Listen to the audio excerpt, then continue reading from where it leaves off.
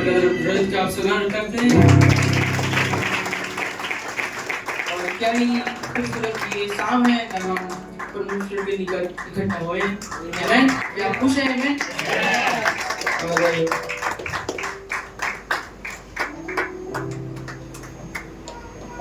सराहना करते रहेंगे।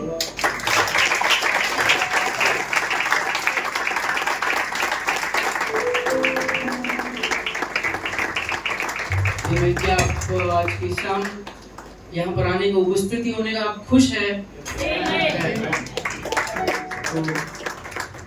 तो सबसे पहले मैं अपने आदरणीय पास्टर और एवं कलीसिया आप सभी को शालोम करना चाहता हूँ। शालोम।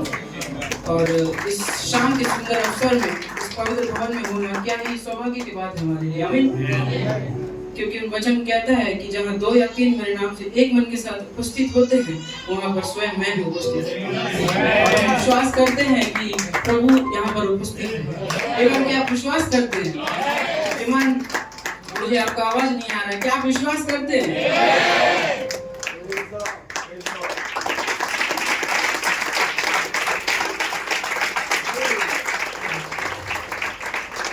तो सबसे पहले अपने पास्टर का धन्यवाद देना चाहता हूँ कि उन्होंने इस सुंदर जवानों की सभा में मुझे अपना गवाही बोलने का मौका दिया। इसलिए परमेश्वर उनको और उनके परिवार को बहुत ऐसा आशीष दे। और मुझे अपने पास्टर आपको बहुत ऐसा आशीष दे। प्रभु आपके सेवकाई को और आगे बढ़ा के ले जाए। आमीन।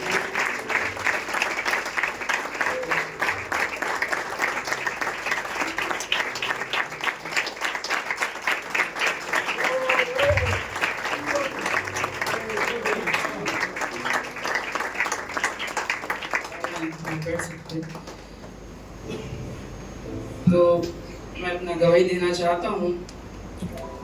आप सभी जानते हैं कि इससे पहले भी मैंने अपना गवाही दिया था और मैंने कहा था कि मैं प्रभु के लिए स्टैंड हुआ हूँ, प्रभु में विश्वस्त हूँ और उसके लिए खड़ा हुआ हूँ। निरंतर प्रार्थना में हूँ और वचन पढ़ता था, निरंतर प्रार्थना करता था, विश्वास करता था।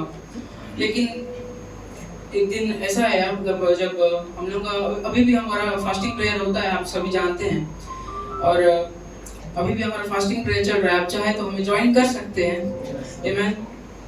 और तो मैं एक दिन फास्टिंग प्रेयर के लिए गया था। नॉर्मली हम मैस भैया और मार्टिन ब्रदर और मैं ऐसी बातें कर रहे थे। तो उन्होंने मुझको कहा कि अब तू परमेश्वर के लिए खड़ा है, स्टैंड हुआ है, तो अब तेरे ऊपर ज़्यादा परीक्षाएं आएगा। प्रभु तुझको परीक्षा में डालेगा और तुझको उस परीक्षा में पास होना है। तेरे दोस्त के द्वारा या तेरे फैमिली हो या कुछ और बातें हैं जिसके प्रति तुझे परीक्षा में आना पड़ेगा उसमें, लेकिन तू डर मत और तू उसका डट कर सामना कर। और सेम वैसे ही हुआ मेरे साथ। मुझे मेरे दोस्त के द्वारा परेशानी आने लगा, परीक्षा आने लगा। मेरा ध्यान भटक रहा था, इधर उधर हो रहा था या सोशल मीडिया के द्वारा। लेकिन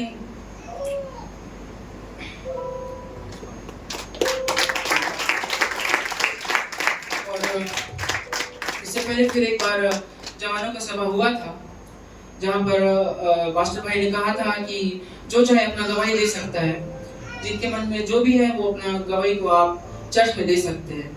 तो उसी रात उसके सभा के एक दिन पहले मैंने ब्रदर मार्टिन को फ़ोन लगाया था और मैंने बोला कि ब्रदर मार्टिन मैं गवाही नहीं दे पाऊँगा। मैंने अपना कारण बताया। मैंने बोला कि मैं अभी भी नहीं बदल पा रहा हूँ, मेरे अंदर अभी व्याकुल है, मैं कैसे बदलूँ, तो मैं इसलिए गवाही नहीं दे पाऊँगा बोला मैं। तो ब्रदर मार्टिन ने कहा कि कोई चिंता नहीं है, बस तू इतना करना कि तू संपूर्ण रीति से परमेश्वर को संपूर्ण टाइम देना। और वो मैं नहीं दे पा रहा था। तो उनका बात मेरे को याद आया और उसके बाद से मैं परमेश्वर को महत्व देने लगा, संपूर्ण टाइम देने लगा।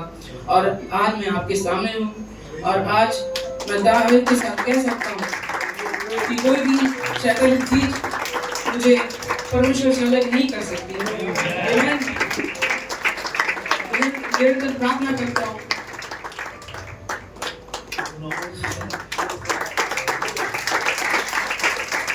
आज मैं 200 करोड़ नहीं वरन 20 करोड़ दुष्ट आत्मा से सामना कर सकता हूँ। मैं शैतान से नहीं डरता। शैतान मेरा बाल भी पाका नहीं कर सकता। आमीन। मैं शैतान से बिल्कुल नहीं डरता, क्योंकि मैं जानता हूँ मेरा छुड़ाने वाला जीवित है मेरे लिए। आमीन। क्या आपको छुड़ाने वाला आपका जीवित है? आमीन।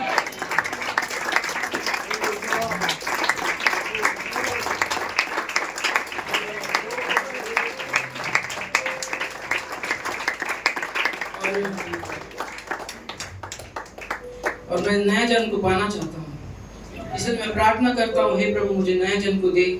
और हम फास्टिंग प्रेयर में जब भी जाते हैं, हम ब्रदर मार्टिन, ब्रदर जेकब, हम सबके लिए प्रार्थना करते हैं, हम एक दूसरे के लिए प्रार्थना करते हैं, हमें नया जन्म को दे, हे प्रभु हमें नया जन्म को दे। और हम विश्वास करते हैं कि एक न एक दिन जरूर आएगा जब हमें प्रभु नया जन्म को देगा। आमीन। आप विश्वास करते हैं? आमीन। और मैं कुछ कोट्स पढ़ना चाहता हूँ, आप पढ़ सकते।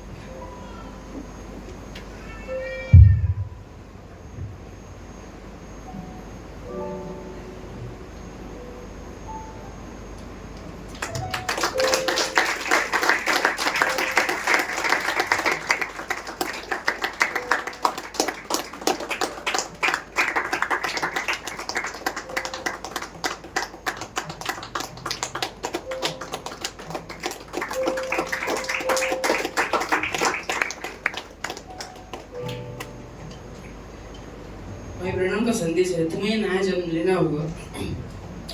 नया जन्म क्यों आवश्यक है?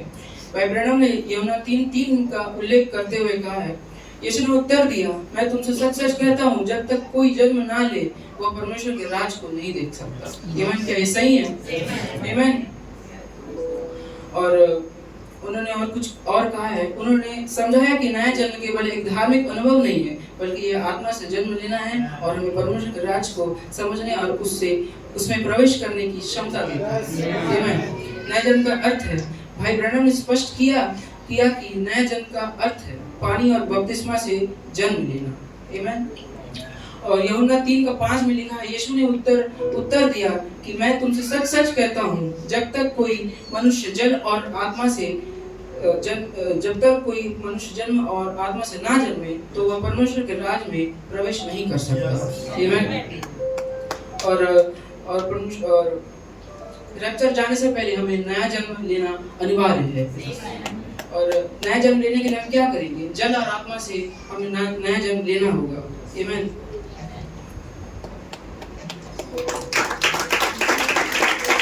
पुराने स्वभाव की मृत्यु और मसीह में नया जीवन प्राप्त करना, पवित्र आत्मा का बपतिस्मा प्राप्त करना, जो हमें परमेश्वर परिवार में शामिल करता है। नया जन्म के बिना परमेश्वर के राज्य को समझना असंभव है। आमीन। और उन्होंने कहा कि जब तक कोई नया जन्म नहीं लेता वह परमेश्वर के राज्य को ना तो देखेगा, ना तो देख सकता है और ना ही समझ सकता है। जब तक कोई नया जन्म ना ले वह परमेश्वर के राज्य को देख नहीं सकता। आमीन। और नया जन्म के कुछ फल है। नया जन्म लेने के बाद व्यक्ति के जीवन में निम्नलिखित परिवर्तन होते हैं, पाप से घृणा और पवित्रता से प्रेम, परमेश्वर के वचन की भूख, मसीह का स्वभाव, नम्रता, प्रेम, क्षमा, आत्मा के फल प्रकट होते हैं। क्या आप नम्र हृदय बनना चाहते हैं? क्या आप नया जन्म को पाना चाहते हैं? इसलिए बोलते हैं, पास्टर करके सेवक भी बोलते हैं, पास्टर बोलते हैं कि निरंतर प्रार्थना कीजिए, निरंतर बुक्स बाइबल पढ़िए और निरंतर हमारे जो पास्टर प्रकार के सेवकाई है उनका वचन आप सुनिए, तभी आपको नया जन्म को मिलेगा। आमीन।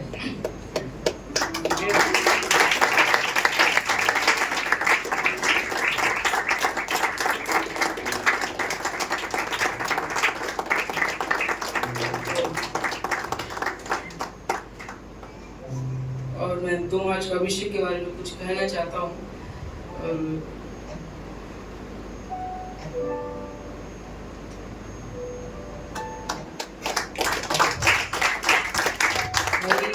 कॉलमैन ने 2 मार्च का अभिषेक के बारे में बताया है। भाई कॉलमैन ने इस वचन में बताया है कि कैसे परमेश्वर की आत्मा ने विशेष रूप से उस सभा में कार्य किया।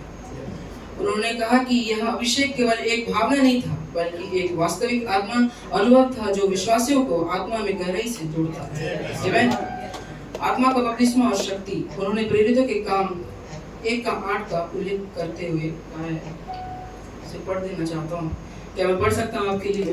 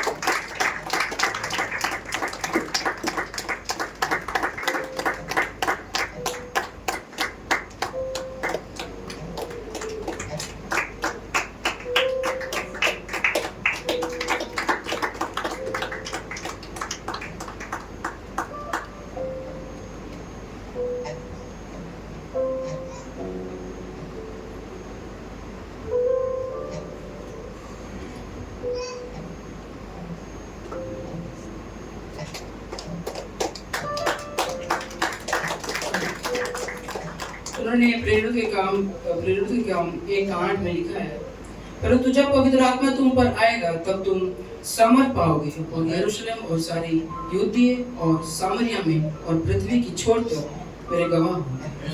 आमीन।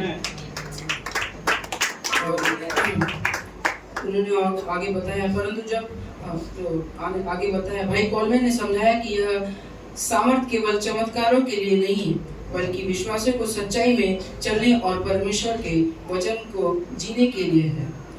आमीन। और इससे पहले ब्रदर राजू ने भी प्रचार किया था, नाजिर ब्रदर ने प्रचार किया था, 2 मार्च का अभिषेक के विषय में प्रचार किया था। उससे मैं बहुत ब्लेस्ड हुआ था। उन्होंने बताया था, एक छोटा दाऊद के बारे में बताया था, 12 साल का एक बच्चा था दाऊद, किस प्रकार वो परमेश्वर में पूरा समर्पित हो चुका था और बचपन से ही परमेश्वर ने उसे चुन लिया था और उसे अभिषेक से भर दिया था। सबसे अच्छा बात ये था कि वो डरता नहीं था। आमीन। वो निरंतर प्रार्थना करता था, वो डेली प्रार्थना करता था, परमेश्वर उससे बात करता था। वो ना ही सोशल मीडिया में यूट्यूब, ना ही इंस्टाग्राम, ना फेसबुक नहीं देखता था, वरन वो प्रार्थना करता था, सिर्फ बाइबल पढ़ता था। और सेम चीज हमें भी वही करना है, हमें निरंतर प्रार्थना करना है और बाइबल पढ़ना है। हमें टिप्स बुक्स पढ़ के और उससे हमको 2 मार्च का अभिषेक मिलेगा और हमें नया जन्म को मिलेगा। जब तक हम प्रार्थना नहीं करेंगे, जब तक हम पवित्र आत्मा से नहीं भरे हुए रहेंगे, तब तक हम नया जन्म को नहीं पाएंगे। और रप्चर से पहले अगर हम नया जन्म को पाए तभी हमारा रप्चर होगा।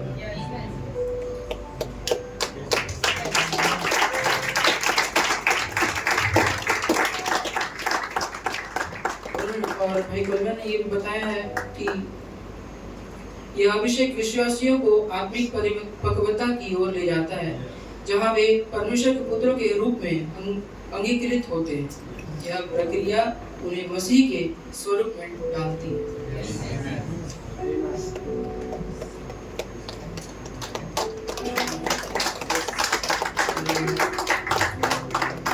तो ज्यादा कुछ नहीं कहना चाहूँगा, बस मैं इतना बोलूँगा कि आप सभी मेरे लिए प्रार्थना कीजिए और मैं आपके लिए प्रार्थना करूँगा। मैं निरंतर आपके लिए प्रार्थना में रहता हूँ और आप मुझे अपनी प्रार्थना में याद रखिए, ताकि जब तक रैप्चर ना हो जाए हम अपने आप को तैयार कर लेंगे और हम उस मेमने के राज में हम भी शामिल हो सकें। आमीन। और मैं विश्वास करता हूँ कि जल्द से जल्द मैं, मेरा परिवार, आपका परिवार नया जन्म को पाने जा रहा है और मैं जानता हूँ कि हमें स्वर्ग राज का कुंजी मिलने वाला है। हम स्वर्ग में परमेश्वर के साथ राज करने वाले हैं। आमीन। क्या विश्वास करते हैं?